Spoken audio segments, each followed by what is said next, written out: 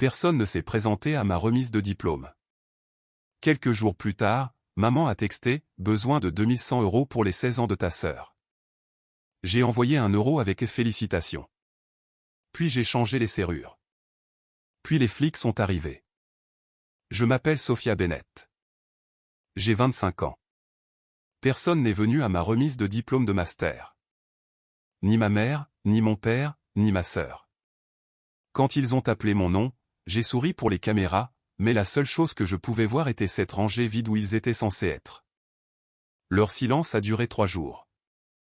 Puis mon téléphone a vibré. C'était ma mère. Besoin de 2100 € pour les 16 ans de ta sœur. Pas de félicitations. Pas un seul « je suis fier de toi ». Juste une exigence. Ma réponse a été simple. Je lui ai envoyé 1 euro avec un message. Félicitations. Puis je suis allé dans l'application de mon immeuble et j'ai révoqué leur accès à mon appartement. C'est ce jour-là que j'ai cessé d'être leur filet de sécurité. Avant que je vous raconte comment tout a basculé, aimez et abonnez-vous, et laissez un commentaire pour me dire d'où vous regardez. Toute ma vie, j'ai été la fille invisible, la réparatrice, la pourvoyeuse, celle qui réussit en silence. Ma famille fonctionnait comme une petite entreprise où j'étais la stagiaire non rémunérée et de garde. Et ma sœur était la PDG célèbre. Ma mère, Linda, vivait pour les apparences sociales. Son bonheur se mesurait en j'aime sur Facebook et en l'envie de ses voisins dans notre tranquille banlieue de Littleton. Elle avait un sourire qui pouvait charmer un étranger et un ton qui pouvait couper du verre quand il était utilisé contre moi. Mon père, Marc, était un fantôme dans sa propre maison. C'était un homme bon, je pense, mais sa bonté était passive. Il vivait pour éviter la confrontation, ce qui signifiait qu'il vivait pour être d'accord avec ma mère. Son silence était sa plus grande arme. Et puis il y avait Ava, ma petite sœur. De 4 ans ma cadette, elle était leur enfant en or. Une story Instagram ambulante de tout ce que je n'ai jamais eu le droit d'être. Pendant qu'on m'apprenait à être responsable, on apprenait à Ava à être adorée. Pendant que j'apprenais à économiser, elle apprenait à dépenser. Nous avons été élevés dans la même maison par les mêmes personnes, mais nous avons grandi dans des mondes différents. J'ai appris mon rôle très tôt. J'avais 16 ans quand j'ai eu ma première voiture. Une Honda Civic de 2004 déglinguée que j'ai achetée avec 2 ans d'économie de mon travail au restaurant local. Ce n'était pas grand-chose, mais c'était à moi. Je la lavais tous les week-ends et le désodorisant en forme de pain sentait toujours la liberté. 3 semaines après avoir eu mon permis, Ava avait besoin que je la conduise au centre commercial. J'étais au travail, alors maman lui a donné mes clés. Fais attention, j'ai texté à Ava. Elle a répondu avec un emoji cœur. 1 heure plus tard, maman m'a appelé, la voix tendue. Sophia, tu dois rentrer à la maison. Il y a eu un incident. Ava avait essayé de garer ma Honda dans une place compacte et avait été raflé tout le côté passager contre un pilier en béton. L'entaille était profonde. Une longue et vilaine cicatrice du phare au feu arrière. Ava pleurait sur la pelouse devant la maison quand je suis arrivé dans la voiture de mon manager. Pas parce qu'elle était blessée, mais parce qu'elle avait peur d'avoir des ennuis. Ma mère a passé un bras autour d'elle. Ce n'est rien, ma chérie. Ce n'est qu'une voiture. Puis elle s'est tournée vers moi. La chaleur dans ses yeux a disparu. Sophia, tu aurais dû la garer à une place plus facile dans le garage ce matin. Tu sais que ta sœur est encore une nouvelle conductrice. Je l'ai juste regardée fixement. Je me suis garé là où tu m'as dit de me garer. Elle n'aurait pas dû conduire ma voiture sans moi. Ne sois pas égoïste. A-t-elle lancé. La famille s'entraide. Nous allons demander un devis. Nous n'avons jamais eu de devis. J'en ai eu un. C'était 900 €. J'ai demandé à mon père s'il pouvait m'aider. Il a traîné les pieds, a regardé le sol et a dit, « Ta mère pense que ce serait une bonne leçon de vie pour toi de t'en occuper. » Alors, je l'ai fait. J'ai pris des services supplémentaires pendant 3 mois et j'ai payé la réparation moi-même. J'ai conduit une voiture balafrée pendant qu'Ava recevait une Jetta flambant neuve pour son 16e anniversaire 2 mois plus tard. Maman a posté une photo sur Facebook, couverte d'un énorme nœud rouge. La légende disait, notre princesse reçoit son carrosse. Tellement fière de cette jeune femme responsable. Plus de 300 personnes ont aimé. C'était le schéma. Mes réussites étaient attendues. Les siennes étaient célébrées. J'ai travaillé 30 heures par semaine pendant le lycée pour économiser pour l'université. Cet argent était souvent emprunté ou pour des urgences familiales. Un mois, c'était pour un nouveau chauffe-eau. Un autre, c'était pour le camp d'été de Pom Pom Girls d'Ava. L'argent n'a jamais été remboursé. Il était absorbé par le budget familial, un budget qui semblait toujours privilégier ce qu'Ava voulait plutôt que ce dont j'avais besoin. Quand est venu le temps des candidatures à l'université, j'ai tout fait moi-même. J'ai passé des nuits à écrire des dissertations et à remplir des formulaires d'aide financière à la table de la cuisine. La seule contribution de mes parents a été de se plaindre de devoir retrouver leurs anciens documents fiscaux. Quand j'ai obtenu une bourse d'études complète au mérite à l'université de Denver, ma mère l'a annoncé lors d'un barbecue de quartier. Sophia est si brillante, a-t-elle dit à tout le monde, rayonnante. Nous sommes si fiers d'avoir payé pour son éducation. Je me souviens d'être là, tenant une assiette de salade de pommes de terre, sentant mon visage brûler. Je voulais crier, c'est moi qui ai payé. Mon travail, mes notes, mon épuisement ont payé pour ça. Mais j'ai juste souri. Dans notre famille, la vérité était moins importante que l'histoire. J'ai emménagé dans ma chambre d'étudiant avec 2 valises et une boîte de livres. Il n'y a pas eu d'adieu larmoyant. Mon père m'a aidé à monter mon mini-réfrigérateur dans les escaliers, et ma mère a passé tout le temps à souligner à quel point la chambre d'une autre fille était plus belle. Regarde, Ava, a-t-elle dit, prenant une photo avec son téléphone. C'est la couette que tu devrais prendre quand tu iras à l'université. Ils sont partis avant même que j'aie fait mon lit. Pendant les 4 années suivantes, j'ai été le distributeur automatique de billets et la thérapeute de la famille. Les appels de la maison n'étaient jamais pour me demander comment j'allais. C'était pour demander 100 € pour réparer le lave-vaisselle, ou pour se plaindre du dernier drame d'Ava avec son petit ami, ou pour que je corrige les courriels professionnels de papa.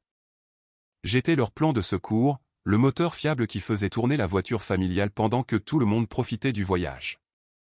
J'ai fait une licence en commerce, puis j'ai été accepté dans un programme de master compétitif en analyse de données. J'ai travaillé à 2 emplois à temps partiel et j'ai pris des projets en freelance pour payer mon loyer et mes frais de scolarité. J'étais tout le temps fatigué, une fatigue profonde, jusqu'aux os, que le café ne pouvait pas guérir. Mais j'étais animé par un espoir silencieux et désespéré.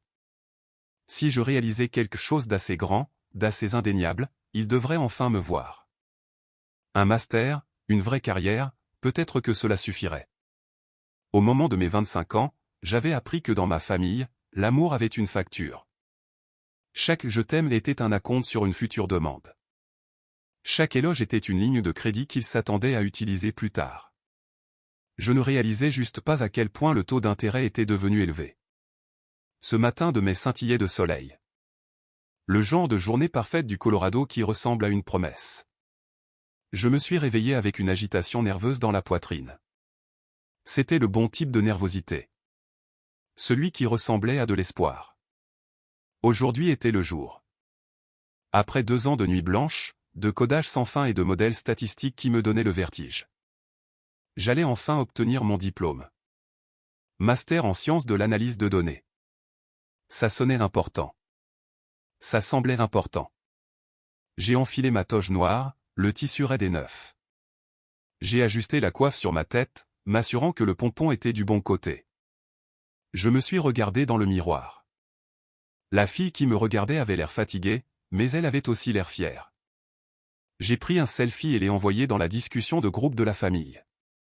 Prête à y aller. À tout à l'heure. Tellement excité. Mon père a répondu avec un emoji pouce levé. Ma mère et Ava n'ont pas répondu du tout. Je leur avais parlé de ce jour pendant des mois. J'avais envoyé l'invitation, le laissez-passer de stationnement, le lien vers la diffusion en direct pour ma grand-mère en Floride.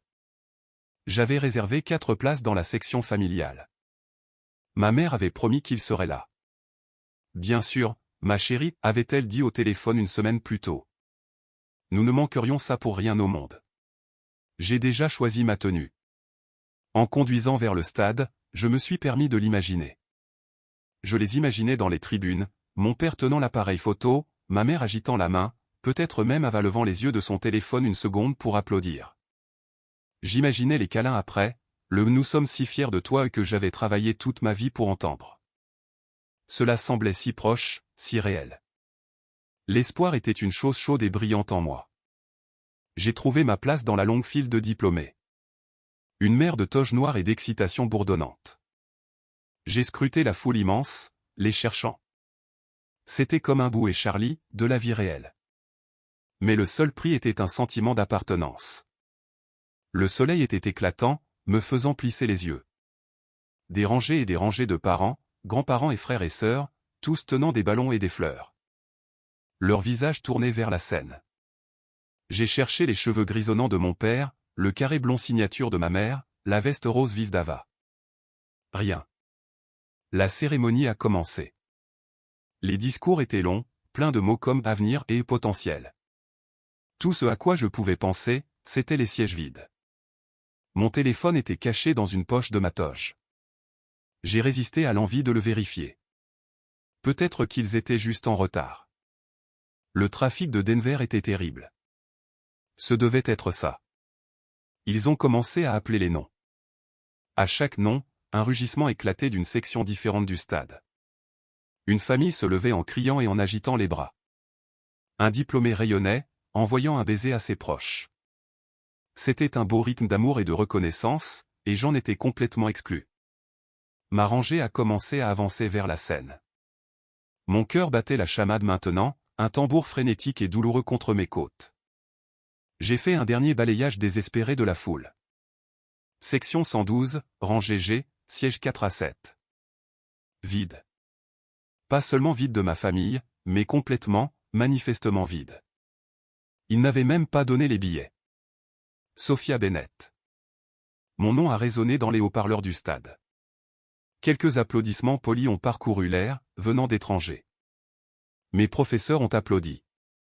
Quelques amis de ma promotion ont crié, mais de la section 112, il n'y avait que du silence. J'ai traversé la scène. Les lumières étaient aveuglantes. J'ai serré la main du doyen, pris le porte-diplôme et me suis tourné vers la caméra. J'ai souri. C'était le sourire le plus difficile de ma vie. Mes joues semblaient être de pierre.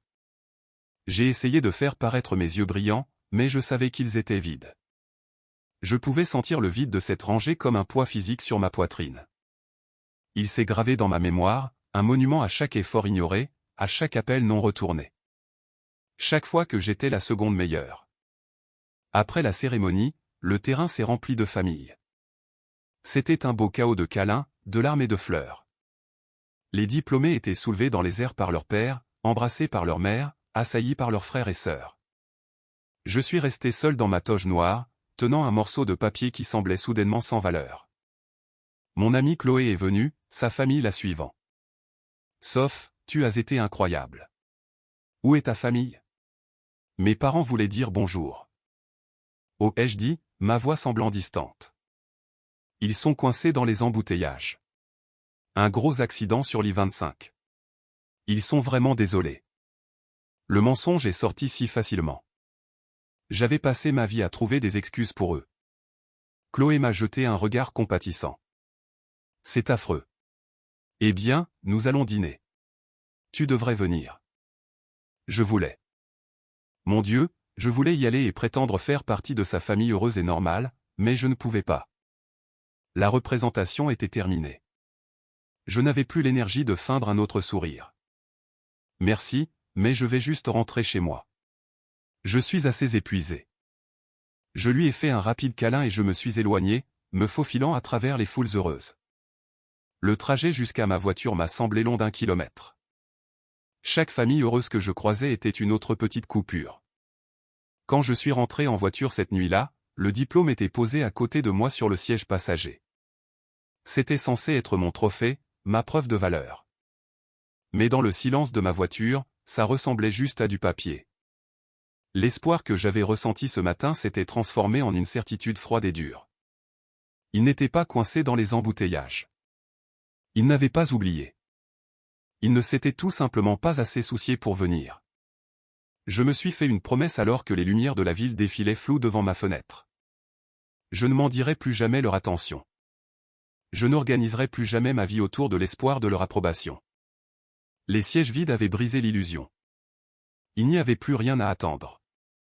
Les 3 jours suivant la remise de diplôme ont été calmes. Je les ai passés à construire une nouvelle sorte de vie, une qui ne tournait pas autour d'un trajet de 4 heures jusqu'à Littleton pour le dîner du dimanche ou de répondre à des appels frénétiques au sujet des drames de ma sœur. J'ai déballé les derniers de mes cartons dans mon petit appartement de Denver. J'ai mis à jour mon profil LinkedIn. J'ai acheté une nouvelle plante, une sansevieria, parce que quelqu'un m'a dit qu'elles étaient impossibles à tuer. J'avais besoin de quelque chose dans ma vie qui prospérerait malgré la négligence. Pour la première fois, le silence ne ressemblait pas à une punition. Il ressemblait à la paix. Je me réveillais quand je voulais, je me faisais un café et je m'asseyais sur mon minuscule balcon, regardant la ville s'éveiller. Il n'y avait pas de pression, pas d'attente, personne à satisfaire à part moi-même. C'était une paix fragile, mais c'était la mienne. Je commençais à croire que je pouvais m'y habituer. Puis, le 3e jour, mon téléphone s'est allumé sur le comptoir de la cuisine. Il a vibré une fois, un son sec et exigeant dans l'appartement silencieux. J'ai vu le nom de ma mère sur l'écran. Pendant une fraction de seconde, mon cœur a bondi. Peut-être que c'était ça. L'excuse, l'explication. Nous sommes tellement désolés d'avoir manqué ça, sauf. Quelque chose est arrivé, mais nous sommes tellement fiers de toi. J'ai pris le téléphone. Le message était court. Besoin de 2100 € pour les 16 ans de ta sœur. Pas de ponctuation, pas de salutation, pas de mention de ma remise de diplôme. Ce n'était pas une demande. C'était une facture, une transaction, comme si j'étais une banque et qu'il faisait un retrait. J'ai regardé l'écran pendant longtemps. J'ai relu les mots encore et encore, les laissant s'imprégner. Le choc est venu en premier, une vague froide qui m'a submergé. Puis est venue la douleur, une douleur sourde et familière dans ma poitrine. Il n'avait pas seulement oublié ma remise de diplôme. Il l'avait effacée. Ma plus grande réussite n'était qu'un inconvénient mineur, un événement qui avait eu l'audace de se produire juste avant qu'il n'ait besoin d'argent. J'ai pensé à tous les sacrifices que j'avais faits, les journées de 16 heures à étudier et travailler, les vacances que j'avais passées seul à la bibliothèque, les nouilles instantanées bon marché que je mangeais pour pouvoir économiser chaque dollar supplémentaire. J'avais tout fait avec leur visage en tête, espérant gagner une miette de la fierté qu'ils donnaient si librement à Ava. Et c'était ma récompense, une facture pour sa fête. Les larmes que j'avais retenues au stade ont commencé à couler. Ce n'étaient pas des larmes bruyantes et sanglotantes. C'étaient des larmes silencieuses et chaudes d'une finalité absolue. C'est ce qu'ils étaient. C'est ce qu'ils seraient toujours. L'illusion à laquelle je m'étais accroché pendant 25 ans s'est complètement brisée. Je me suis laissé pleurer pendant quelques minutes. J'ai pleuré la famille que j'aurais aimé avoir. J'ai pleuré la fille qui avait tant essayé d'être digne d'eux. Et quand les larmes se sont arrêtées, quelque chose d'autre a pris leur place. Une résolution froide et claire. J'ai pensé à ignorer le texto. J'ai pensé à envoyer un long message de colère, énumérant chaque grief que j'avais accumulé pendant des années. Mais je savais que ce serait inutile. Discuter avec ma mère, c'était comme jeter des pierres dans l'océan. L'océan gagne toujours. Elle déformerait mes mots, me traiterait d'ingraté, d'une manière ou d'une autre, ferait en sorte que ce soit de ma faute. Alors, j'ai choisi une autre voie. J'ai ouvert mon application bancaire. Mes mains étaient parfaitement stables. Je suis allé sur la page des virements et j'ai tapé le numéro de téléphone de ma mère. Pour le montant, j'ai entré 1 euro. Dans la ligne de mes mots, j'ai tapé un seul mot, félicitations. Puis j'ai appuyé sur envoyer. C'était un petit acte, mais il semblait monumental. C'était une déclaration d'indépendance. Cela disait, je vous vois. Je comprends les termes de cette relation, et je n'y consens plus. Le soulagement a été immédiat et écrasant. Un poids que je ne réalisais même pas que je portais s'est levé de mes épaules. Je n'étais plus leur plan de secours. Je n'étais plus leur distributeur automatique. J'étais juste moi. Puis j'ai franchi l'étape suivante. Mon immeuble utilisait un système de clés numériques géré par une application sur mon téléphone. Mes parents avaient une clé d'invité partagée pour les urgences. J'ai ouvert l'application, trouvé leur nom sur la liste d'accès et j'ai glissé vers la gauche. Un message de confirmation est apparu. Êtes-vous sûr de vouloir supprimer cette clé? J'ai appuyé sur confirmer sans une seconde d'hésitation. Une petite icône rouge est apparue. Accès révoqué. Ce n'était pas un acte de vengeance. C'était un acte de survie. C'était un soulagement. Pour la première fois de ma vie, j'avais verrouillé une porte qu'il ne pouvait pas franchir. Alors que je posais mon téléphone, le silence dans mon appartement semblait différent. Il n'était plus vide. Il était sacré. 2 jours plus tard, le silence fut rompu par un coup à ma porte. Ce n'était pas un coup amical d'un voisin. C'était ferme, répété et officiel. 3 coups secs qui signifiaient les affaires. Mon cœur a bondi dans ma gorge. Je n'attendais personne. Je me suis glissé jusqu'à la porte et j'ai regardé par le Judas. Mon sang s'est glacé. 2 policiers en uniforme se tenaient dans le couloir. Ils regardaient le numéro de ma porte, puis un bloc-notes dans leurs mains. Mon esprit s'est emballé. Que pouvaient-ils bien vouloir? Y avait-il un problème dans l'immeuble? Était-ce à propos de ma voiture? J'ai pris une profonde inspiration, essayant de calmer la panique irrationnelle qui montait en moi et j'ai ouvert la porte. Le plus grand des 2 officiers m'a adressé un sourire poli et professionnel. Mademoiselle Sophia Bennett? Oui. Ma voix était à peine un murmure. Je suis l'officier Miller et voici l'officier Reed, a-t-il dit, en désignant son partenaire. Nous avons reçu une demande de vérification de bien-être pour cette adresse. Pouvons-nous entrer un moment? Une vérification de bien-être? J'étais complètement déconcerté. Un quoi? Qui a appelé? Votre mère, Linda Bennett, a dit l'officier Miller, ses yeux scrutant mon visage avec une neutralité exercée. Elle nous a appelés. Elle a dit que vous aviez un comportement erratique et qu'elle craignait que vous ne vous fassiez du mal. Les mots m'ont frappé comme un coup physique. J'ai cligné des yeux, essayant de traiter l'audace pure et simple de la chose. Erratique, me faire du mal. Les pièces se sont assemblées avec une clarté écœurante. Le virement de 1 euro, la clé supprimée. Ce n'était pas de l'inquiétude. C'était une vengeance. C'était sa façon de me rappeler qui était aux commandes. Je me suis reculé de la porte. Mon choc se transformant en une lente colère brûlante. Parce que j'ai changé mes serrures? La question est sortie avant que je ne puisse l'arrêter. L'expression de l'officier Miller n'a pas changé, mais j'ai vu une lueur de compréhension dans ses yeux. Il a jeté un coup d'œil derrière moi dans mon salon bien rangé. Mon diplôme encadré, celui que j'avais récupéré chez l'encadreur la veille, était appuyé contre le mur, attendant d'être accroché. Mon ordinateur portable était ouvert sur la table basse, une feuille de calcul pour une candidature d'emploi à l'écran. Une tasse de café à moitié pleine était posée à côté. L'appartement était propre, calme et sain. Vous avez l'air plutôt stable pour moi, a-t-il dit doucement. Sa partenaire, l'officier Reed, une femme au visage bienveillant, a acquiescé. Madame, cela vous dérangerait-il si nous vous posions juste quelques questions standards? Nous devons remplir un rapport. Je les ai laissés entrer. Ils se sont tenus maladroitement dans mon entrée pendant que je m'appuyais contre le comptoir de la cuisine, les bras croisés sur ma poitrine. Ils m'ont demandé si je me sentais déprimé. Ils m'ont demandé si j'avais des pensées d'automutilation. Ils m'ont demandé si j'avais quelqu'un à qui parler. J'ai répondu à chaque question calmement et rationnellement. Non. Non. Oui, j'ai des amis. Ma voix était stable, mais à l'intérieur, je tremblais. Ma propre mère avait utilisé ma santé mentale comme une arme. Elle avait utilisé la police comme son armée personnelle pour me punir d'avoir fixé une limite. Elle ne s'inquiétait pas pour moi. Elle s'inquiétait d'avoir perdu l'accès à moi. La cruauté de la chose était à couper le souffle. Après quelques minutes, l'officier Miller a fermé son bloc-notes. D'accord, mademoiselle Bennett, il est clair pour nous que vous allez bien. Nous allons remplir le rapport et informer votre mère que nous avons pris contact. Ils se sont tournés pour partir, mais à la porte, l'officier Reed s'est arrêté. Elle m'a regardé avec une sympathie sincère qui a failli me faire pleurer. Parfois, a-t-elle dit, sa voix douce. Quand les gens cessent de laisser les autres les contrôler, ces personnes paniquent. Elles feront n'importe quoi pour récupérer ce contrôle. Ces mots ont atterri avec le poids d'une vérité absolue.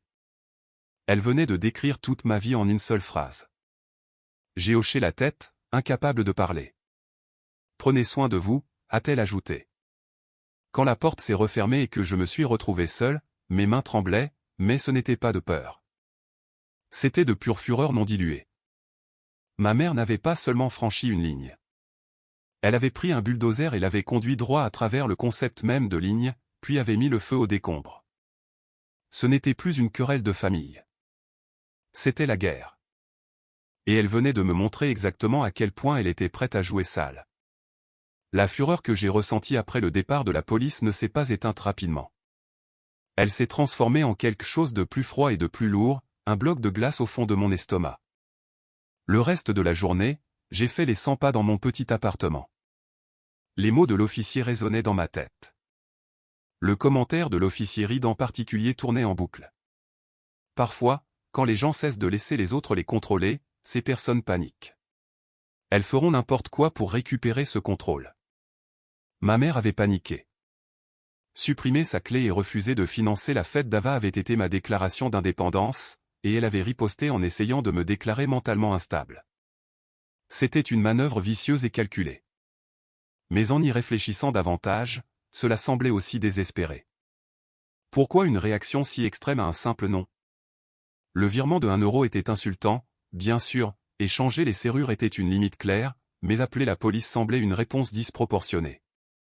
C'était comme si elle essayait de créer une énorme diversion. Mais une diversion de quoi? La question me rongeait pendant une nuit blanche. J'étais allongé dans mon lit, fixant le plafond, rejouant des années de conversation dans ma tête.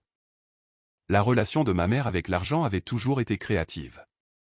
Elle considérait les règles financières comme des suggestions pour les autres. Il y avait toujours une explication créative pour expliquer pourquoi les factures étaient en retard, toujours une justification pour un achat qu'il ne pouvait pas se permettre. Il s'agissait de maintenir l'illusion, l'image de la famille parfaite pour les voisins et ses amis Facebook. Et les 16 ans d'Ava devaient être son chef-d'œuvre. Une fête somptueuse n'était pas juste une fête. C'était un symbole de statut, une déclaration publique de leur succès et de leur dévotion à leur parfaite fille cadette. Quand elle m'a envoyé le texto demandant 2100 €, elle ne demandait pas seulement de l'argent. Elle comptait dessus. Elle l'avait probablement déjà dépensé. Réserver la salle, payer la compte du traiteur, acheter la robe. Mon nom ne l'aurait pas seulement frustré. Il aurait créé une véritable crise logistique. Une crise qui l'aurait publiquement embarrassé. Elles feront n'importe quoi, avait dit l'officier Reed. Une terreur froide m'a envahi. Qu'est-ce que n'importe quoi? Le lendemain matin, je me suis réveillé avec une sombre certitude. Je me suis assise devant mon ordinateur portable, mon café refroidissant à côté de moi. J'ai navigué jusqu'au site web qui permet de vérifier gratuitement son rapport de crédit. Mon cœur battait la chamade, un rythme lent et lourd contre mes côtes. J'ai tapé mon nom, mon adresse, mon numéro de sécurité sociale.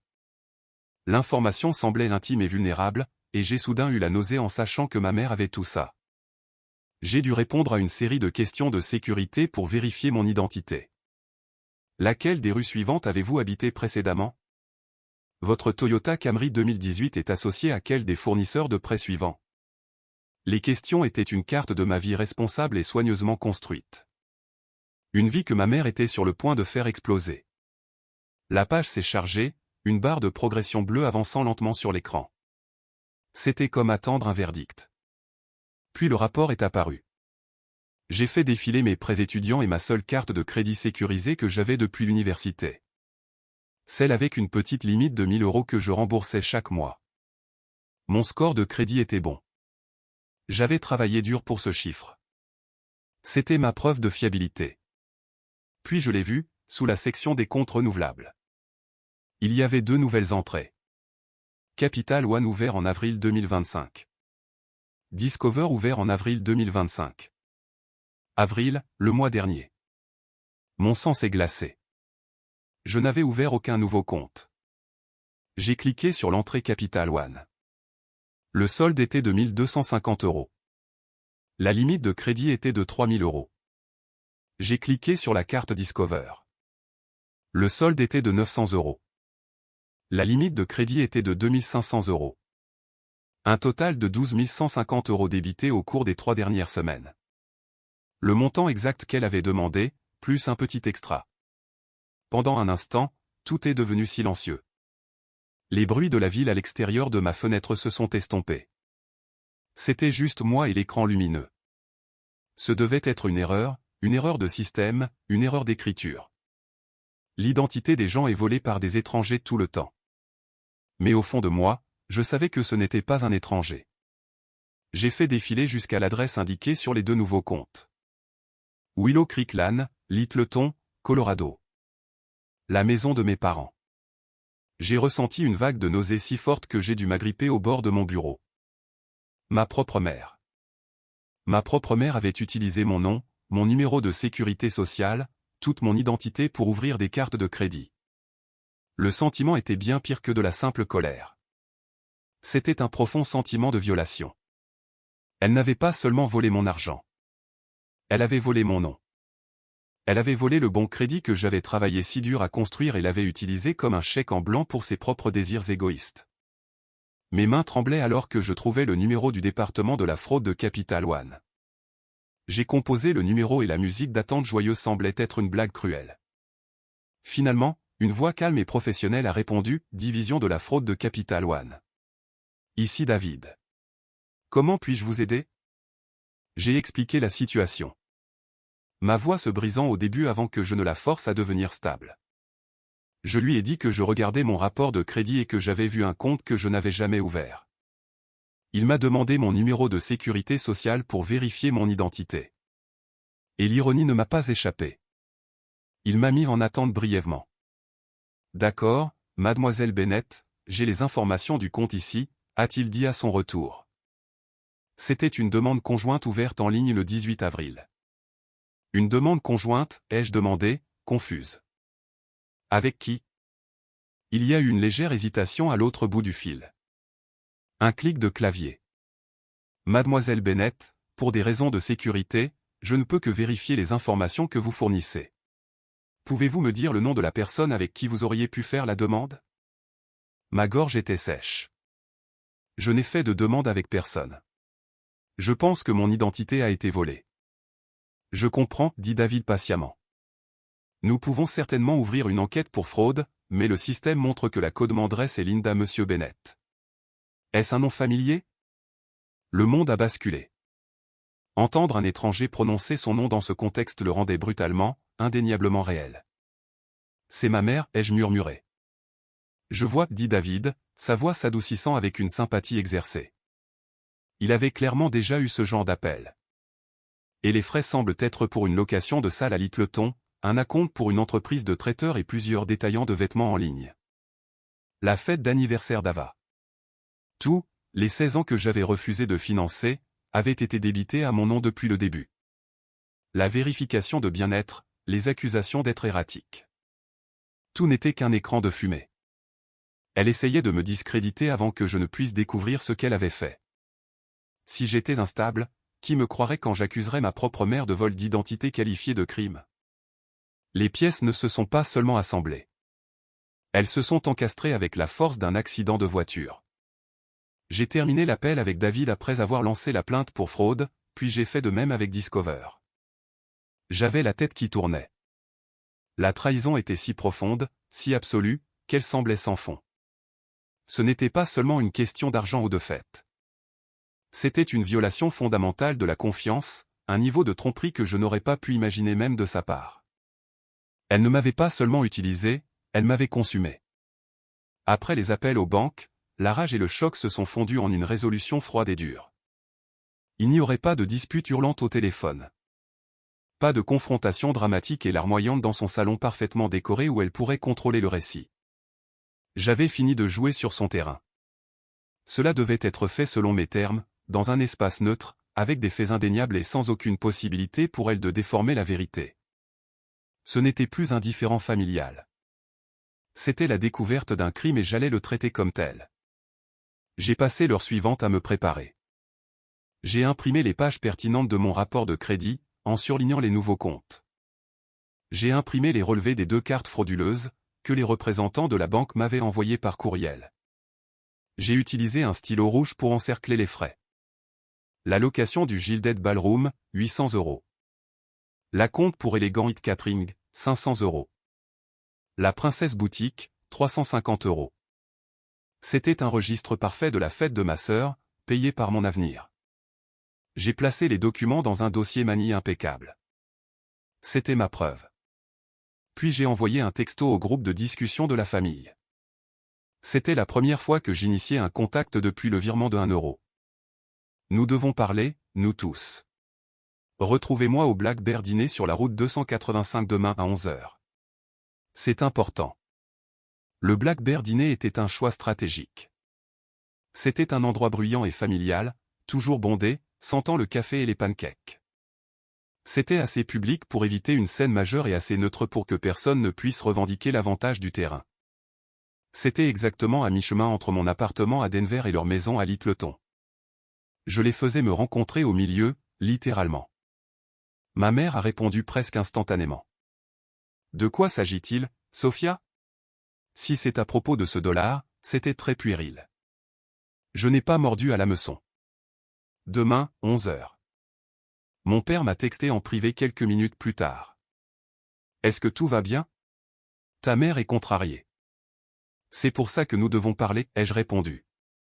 Ils sont arrivés avec 10 minutes de retard. Un coup de force classique. J'étais déjà assise dans une banquette au fond, une tasse de café noir devant moi. Je les ai regardés entrer. Ma mère, Linda, menait la marche, les épaules en arrière et le menton haut, portant un chemisier à fleurs qui était son armure de banlieue. Elle balayait le restaurant du regard avec une expression de léger dégoût, comme si l'endroit était en dessous d'elle. Mon père, Marc, suivait à quelques pas derrière. Ses épaules affaissées, ses yeux cherchant déjà une sortie. Il avait l'air fatigué, usé par des années à être le complice silencieux de ma mère. Et puis il y avait Ava, traînant derrière eux deux, complètement absorbée par son téléphone, ses pouces volant sur l'écran. Elle portait des baskets blanches neuves et d'apparence coûteuse. Je me suis demandé laquelle de mes cartes de crédit les avait payées. Ils se sont glissés dans la banquette en face de moi. Mon père m'a fait un sourire faible et nerveux. Ma mère a posé son sac à main sur la table avec un bruit sourd et décidé. Ava n'a même pas levé les yeux de son téléphone. Une serveuse souriante est apparue. « Qu'est-ce que je peux vous servir à boire ?»« Nous ne mangeons pas, ai-je dit, ma voix calme et posée. Et nous n'en aurons pas pour longtemps. » La serveuse a fait un petit signe de tête et s'est éloignée. Les yeux de ma mère se sont plissés. Eh bien, c'est dramatique. Qu'est-ce qui est si important pour que tu nous aies traînés jusqu'ici, Sophia? Je n'ai pas répondu directement. J'ai tendu la main, sorti le dossier manie de mon sac et l'ai fait glisser sur la table. Il a atterri devant elle avec un léger bruissement. Ouvre-le, ai-je dit. Elle a jeté un coup d'œil à mon père, puis à moi, son expression un mélange d'agacement et de curiosité. Elle a ouvert le dossier. J'ai observé son visage alors qu'elle voyait la première page, une copie de mon rapport de crédit avec le compte Capital One surligné. Son masque d'indifférence n'a pas glissé, mais j'ai vu un petit resserrement presque imperceptible autour de sa bouche. Elle a tourné à la page suivante. Le relevé de carte de crédit, puis le suivant. Mon père s'est penché pour regarder, son front se plissant de confusion. Ava, sentant enfin la tension, a posé son téléphone et a examiné les documents. « Qu'est-ce que c'est ?» a demandé Ava. « Il y a ton nom dessus. » Continue de lire, ai-je dit, mes yeux rivés sur ma mère. J'avais disposé les papiers dans un ordre spécifique, les rapports de crédit, puis les relevés montrant les frais détaillés pour sa fête. Les derniers documents étaient des captures d'écran des alertes de fraude que j'avais déposées auprès des deux banques. Quand ma mère est arrivée à la dernière page, elle a levé les yeux vers moi. Son visage était un mur blanc. « Je ne comprends pas ce que tu insinues. » « Je n'insinue rien, ai-je dit, ma voix dangereusement calme. Je déclare un fait. Tu as utilisé mon numéro de sécurité sociale pour ouvrir 2 cartes de crédit à mon nom, et tu les as utilisées pour payer la fête d'anniversaire d'Ava. » La tête d'Ava s'est tournée brusquement vers sa mère. « Maman, est-ce que c'est vrai ?» Ma mère a fait un geste de la main dédaigneux, le geste exaspérément familier. « Ne sois pas ridicule, Sophia. Tu réagis de manière excessive. Je t'aidais. Les jeunes ont besoin de se construire un crédit. J'ai mis mon nom sur le compte aussi. C'était une décision de famille. Le mensonge était si audacieux, si éhonté que pendant une seconde, je suis resté sans voix. M'aider? En falsifiant ma signature sur un document légal? En épuisant des cartes à mon nom sans que je le sache? Ce n'est pas aider, maman. C'est un crime. Oh, n'utilise pas ce mot, a-t-elle lancé, sa voix s'élevant. C'est la famille. On prend soin les uns des autres. Après tout ce que nous avons fait pour toi, c'est comme ça que tu nous remercies. En étant si ingrate. Nous avons payé pour ton éducation. C'est moi qui ai payé, ai-je coupé. Ma voix était tranchante et froide comme la glace. Le mensonge que j'avais laissé passer pendant des années était un que je ne permettrai pas aujourd'hui. J'ai payé chaque crédit avec ma bourse et les 2 emplois que je travaillais. Tu ne m'as pas donné un centime. La couleur a quitté son visage. Mon père a finalement parlé, sa voix un faible murmure. Sophia, ne faisons pas ça ici. On peut rentrer à la maison et régler ça. On te remboursera en privé. Non, ai-je dit en le regardant directement, le laissant sentir tout le poids de ma déception. Il n'y a rien à régler. Il n'y a pas de nom en privé. Il est trop tard pour ça. J'ai tourné mon regard vers ma mère. La banque est déjà au courant. Le bureau de crédit aussi. J'ai déposé 2 enquêtes officielles pour fraude ce matin. C'était ça. C'était le moment. Le masque n'a pas seulement glissé.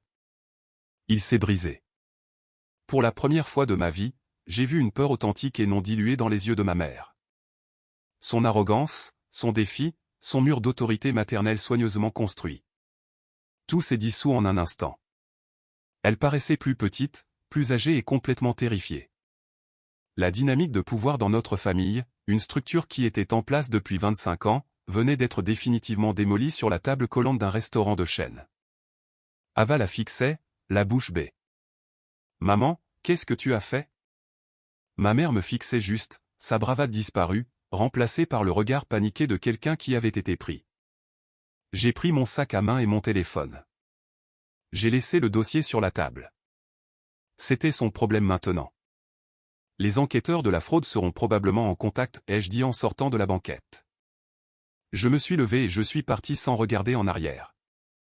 Je pouvais sentir leurs yeux sur moi alors que je poussais la lourde porte vitrée et sortais dans la lumière vive du soleil. Je ne me sentais pas triomphante. Je ne me sentais pas heureuse. Je ressentais juste un profond et final sentiment de libération. Le combat était terminé parce que j'avais simplement refusé de jouer le jeu. Cette nuit-là, une pluie fraîche de printemps a commencé à tomber sur Denver. J'étais assise dans mon appartement, enroulée sur le canapé avec une couverture et une tasse de thé. Le tambourinement rythmique de la pluie sur ma fenêtre était un son apaisant. C'était comme si la ville était lavée. De l'autre côté de la ville, dans une salle de bal louée à Littleton, la fête de ma sœur commençait à peine. Je le savais parce que quelques amis d'Ava, dont je n'avais pas bloqué les comptes de réseaux sociaux, avaient déjà commencé à poster.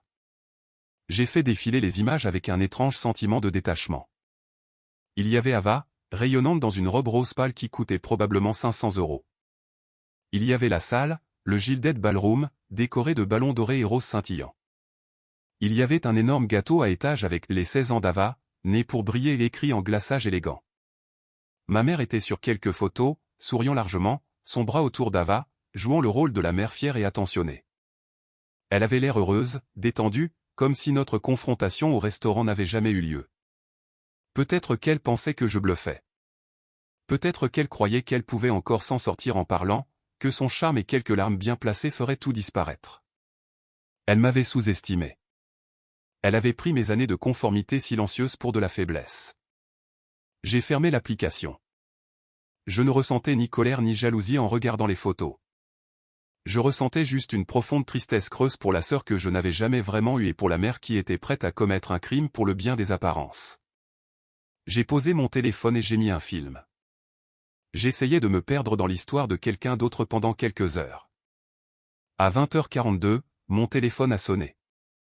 L'identifiant de l'appelant était un numéro inconnu avec un indicatif de la Virginie. J'ai hésité, puis j'ai répondu. Puis-je parler à Sophia Bennett, a demandé une voix d'homme. C'était calme et professionnel. C'est elle. Mademoiselle Bennett, ici John Carlson de la division des enquêtes sur la fraude de Capital One. Je vous appelle simplement pour vous fournir une mise à jour sur votre cas. Je vois ici que vous avez eu une conversation avec votre mère ce matin concernant le compte non autorisé.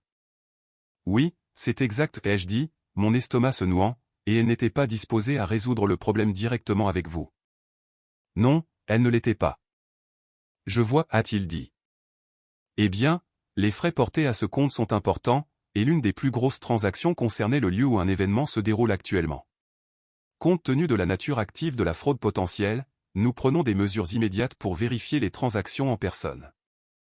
Vous n'avez rien à faire et vous n'avez certainement pas besoin d'y assister. Nous voulions simplement vous informer que nous dépêchons des agents de vérification tiers ainsi que les forces de l'ordre local sur le lieu de l'événement, conformément à la procédure. Mon souffle s'est coupé dans ma gorge.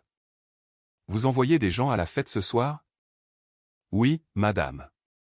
C'est la pratique standard lorsque la fraude se produit activement à un endroit connu spécifique. Ils ne procéderont à aucune arrestation ce soir. Leur travail consiste simplement à documenter la situation, à parler avec les vendeurs et à confirmer que les services payés par le compte frauduleux ont bien été rendus. Cela aide à solidifier le dossier. Encore une fois, vous n'avez pas besoin d'être impliqué. Passez une bonne soirée, mademoiselle Bennett. Il a raccroché. Je suis resté assise dans l'appartement silencieux, le bruit de la pluie semblant maintenant fort et menaçant. J'ai imaginé la scène dans ma tête, les lumières clignotantes d'une voiture de police s'arrêtant devant l'entrée élégante du Gilded Ballroom, les officiers en uniforme et les hommes en costume passant devant les arches de ballon. Je ne pouvais pas y être, mais dans mon esprit, j'ai tout vu se dérouler. Le DJ joue une chanson pop bruyante. Ava est au milieu de la piste de danse, riant avec ses amis. Ma mère est près du bar, discutant avec d'autres parents, se prélassant dans la lueur de son événement réussi. Puis la musique faiblit. Le directeur de la salle de bal parle à deux hommes à l'air sérieux en costume, pointant du doigt ma mère. J'ai imaginé les officiers s'approchant de sa table. L'un d'eux parle, sa voix n'est pas forte, mais claire et assez autoritaire pour percer le bruit de la fête. « Madame, êtes-vous Linda Bennett ?» Les têtes se tournent. La musique s'arrête complètement. Le silence soudain est discordant. « Bonsoir. Nous sommes de la division de vérification de Capital One. Nous sommes ici pour vérifier plusieurs transactions liées à cet événement. La demanderesse principale du crédit pour ces services est Sophia Bennett, mais la codemanderesse et utilisatrice de la carte est une Linda Bennett, utilisant l'identité de sa fille Sophia sans autorisation. » Les mots restent en suspens dans l'air. Le flash d'un téléphone portable brille quelque part dans la foule d'adolescents. Les invités commencent à chuchoter. Le mot fraude se propage dans la pièce comme une onde de choc. Je pouvais voir Ava, figée en pleine danse, son sourire s'effondrant alors qu'elle fixe sa mère. Je pouvais voir le visage de ma mère, le masque confiant de l'hôtesse s'effritant en panique alors qu'elle essaie d'expliquer, de se frayer un chemin en fanfaronnant. Mais ces tactiques habituelles ne fonctionneraient pas sur ces hommes. Ce ne sont pas des membres de la famille qu'elle peut culpabiliser. Ce sont des professionnels avec une tâche claire et simple. Nous n'arrêtons personne ce soir, madame, dit la voix calme de l'officier, noyant ses protestations. Nous documentons simplement l'utilisation frauduleuse de crédits pour des poursuites judiciaires. Nous devrons parler avec le traiteur et le directeur de l'événement. Le DJ, ne sachant que faire, reste juste là. La bannière qui dit les 16 ans d'Ava, née pour briller sa fesse dans la pièce silencieuse éclairée au néon. La magie de la nuit a disparu, remplacée par une réalité dure et laide. La fête, le monument de ma mère aux apparences, vient de s'effondrer en une scène de crime. Assise sur mon canapé à des kilomètres de là, je n'ai ressenti aucun sentiment de victoire ou de vengeance. C'était un sentiment sombre et creux. Ce n'était pas une célébration pour moi. C'était une chirurgie nécessaire et douloureuse pour enlever une maladie qui empoisonnait ma vie depuis des années. Et ce soir-là, le poison était enfin drainé. Les 3 jours qui ont suivi la fête ont été d'un silence sinistre. Je n'ai eu aucune nouvelle de ma famille. Pas de texto en colère, pas de message vocal larmoyant, pas de supplique désespérée. C'était un silence épais et lourd, le genre qui parle plus fort que n'importe quel mot. Je n'ai pas non plus pris contact. J'avais dit tout ce que j'avais à dire dans ce restaurant. Le reste était hors de mes mains. J'ai passé ces jours dans un étrange état de limbe, attendant que l'autre chaussure tombe tout en essayant de vivre une vie normale, postulant à des emplois, allant courir, retrouvant une amie pour un café. Mais en dessous de tout ça, il y avait un faible bourdonnement d'anxiété. J'avais allumé un feu nécessaire, mais je ne savais pas jusqu'où les flammes se propageraient. La confirmation est arrivée un mercredi après-midi, non pas par un appel téléphonique, mais par un courriel stérile et formel de John Carlson de la division de la fraude de Capital One. L'objet était simple, concernant le cas 7432B. Je l'ai ouvert, mon cœur battant un peu plus vite. Le courriel était bref et direct. Chère mademoiselle Bennett, ce courriel a pour but de vous informer que l'enquête pour fraude concernant le compte non autorisé ouvert à votre nom a été résolue. La demanderesse secondaire, Linda M. Bennett, a été contactée et, après présentation des preuves, a admis l'utilisation non autorisée de vos informations personnelles pour obtenir la ligne de crédit. Elle a accepté un plan de remboursement et le compte a été fermé. En conséquence, le compte frauduleux et tous les frais associés ont été définitivement supprimés de votre dossier de crédit. Cet incident n'aura aucun impact négatif sur votre score de crédit. Le cas est désormais considéré comme clos par notre division. Nous vous remercions de votre coopération dans cette affaire. J'ai lu le courriel 3 fois. Linda M. Bennett a admis l'utilisation non autorisée. C'était là, noir sur blanc. Une confession légale. Ce n'était pas l'excuse larmoyante et sincère qu'une fille pourrait espérer, mais d'une certaine manière, c'était mieux. C'était une admission de culpabilité indéniable et documentée. C'était la preuve. La preuve que je n'étais pas folle, ni ingrate, ni erratique. J'étais la victime d'un crime et l'auteur était ma propre mère. Le soulagement était immense. Une profonde expiration que j'avais l'impression de retenir depuis des années, mais il n'y avait aucune excuse de la source. Pas d'appel, pas de texto. Le silence de ma famille a continué, mais maintenant je le comprenais pour ce qu'il était. Le silence de la honte. Dans une petite banlieue comme Littleton, les commérages voyagent plus vite que la loi. L'histoire de la fête des 16 ans qui a été interrompue par la police et les enquêteurs de la banque est devenue une légende locale du jour au lendemain. Je n'avais pas besoin de l'entendre directement pour savoir que ça se passait. J'ai reçu un appel de ma tante Carole, la sœur de ma mère, quelques jours plus tard. « Sophia, ma chérie, que se passe-t-il » a-t-elle demandé, sa voix un murmure étouffé. « Ta mère ne répond pas à son téléphone. » Et j'ai entendu l'histoire la plus folle de Brenda au club de lecture de l'église à propos de la fête d'Ava. Je lui ai dit une version simple et sans fioriture de la vérité. Maman a ouvert des cartes de crédit à mon nom sans ma permission pour payer la fête. Je l'ai signalé. Il y a eu une longue pause à l'autre bout du fil. « Oh, ma chérie » a-t-elle finalement dit, sa voix pleine d'une pitié que je ne voulais pas. « Oh, Linda » à quoi pensait-elle? Les retombées n'étaient pas seulement sociales. Mon père, ai-je appris plus tard de ma tante, avait été discrètement réprimandé dans son cabinet comptable. Apparemment, ma mère faisait réexpédier mon courrier financier, les offres de cartes de crédit préapprouvées et autres, à leur adresse depuis des mois. Mon père l'avait ramené, supposant que c'était du courrier indésirable. Lorsque l'enquête de la banque a révélé cela, le service de conformité de son entreprise a eu une conversation sérieuse avec lui sur l'éthique professionnelle et le traitement des informations sensibles. Cela ne lui a pas coûté son emploi, mais cela lui a coûté sa dignité. Le plus grand impact a été sur Ava. Toute sa vie sociale était construite en ligne. Son Instagram était un montage soigneusement sélectionné d'une vie parfaite, populaire et privilégiée. Le lendemain de la fête, son compte a disparu. Il n'existait plus. Toutes les photos, tous les abonnés, tous les commentaires effacés. Ses amis, qui avaient été témoins de l'humiliation de première main, l'ont soit laissé tomber, soit sont devenus des sources pour le moulin à rumeurs. Pour une jeune fille de 16 ans, c'était la mort sociale. J'ai ressenti une pointe de tristesse pour elle. Elle était un pion dans le jeu de ma mère, un pion gâté et souvent cruel, mais un pion quand même. Le besoin désespéré de ma mère de lui offrir une fête parfaite avait fini par détruire le monde même qu'elle essayait de construire pour elle et pour moi. J'ai observé le chaos à distance. La colère que j'avais ressentie avait disparu, consumée par la confrontation et la confirmation. À sa place, il y avait une finalité calme et triste. J'en avais juste fini. Fini avec le drame. Fini avec la manipulation. Fini avec le cycle sans fin d'espoir et de déception. C'était comme regarder un bâtiment que j'avais passé toute ma vie à essayer de réparer s'effondrer enfin. Je n'ai pas célébré sa destruction. Je l'ai juste accepté. Et pour la première fois, je me suis senti libre de m'éloigner des décombres et de construire quelque chose de nouveau ailleurs. Quelques mois plus tard, l'automne s'est installé sur Denver. La chaleur étouffante de l'été a cédé la place à un air frais et vif, et les trembles dans les montagnes ont commencé leur spectaculaire transformation en rivière d'or.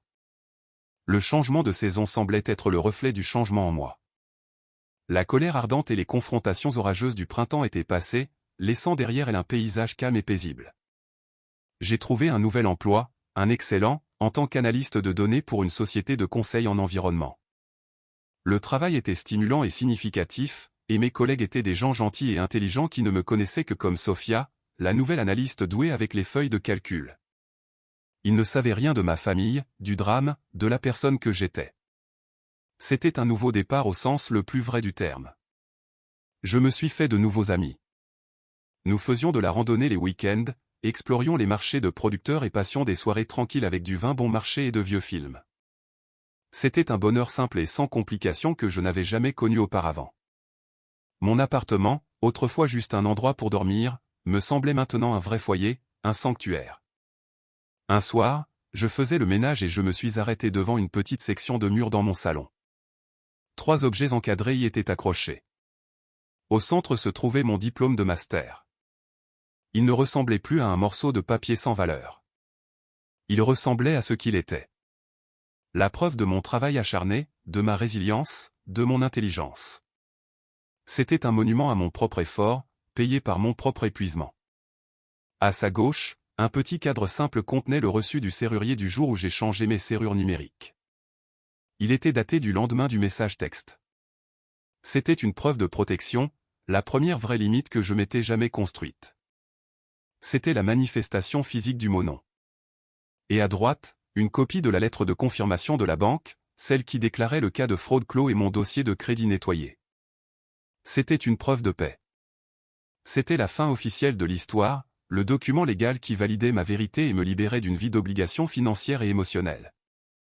Ensemble, ils racontaient mon histoire. Pas celle que ma mère aurait écrite, mais la mienne. Preuve d'effort, preuve de protection, preuve de paix. Je n'ai plus jamais revu mes parents ni ma sœur. Mon père a envoyé un courriel court et guindé pour mon anniversaire 2 mois plus tard. J'espère que tu passes une bonne journée. Amour, papa. Je n'ai pas répondu. Ma tante m'a dit qu'ils avaient dû vendre la maison à Littleton pour rembourser la dette que ma mère avait accumulée, non seulement sur mes cartes, mais sur d'autres. Ils vivaient dans un petit appartement en location de l'autre côté de la ville. Ava terminait le lycée en ligne. L'image de la famille parfaite avait été brisée pour de bon.